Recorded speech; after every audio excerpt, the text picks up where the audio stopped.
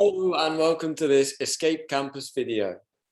In this video, we are looking at indefinite articles, a and an.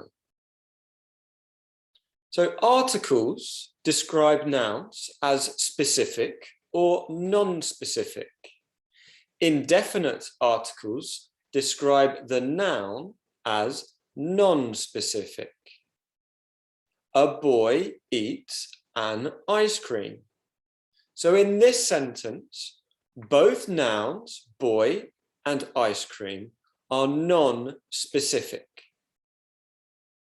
There are two types of indefinite articles, a and an.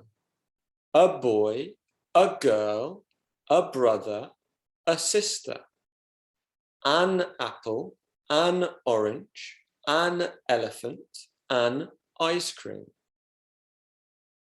When the noun starts with a consonant, the indefinite article is a dog, a banana. When the noun starts with a vowel, a, e, I, o, or u, the indefinite article is an elephant, an apple. But be careful, there are some with different vowel sounds and silent letters. For example, university is a university because the U sound is pronounced as a Y. University, a university.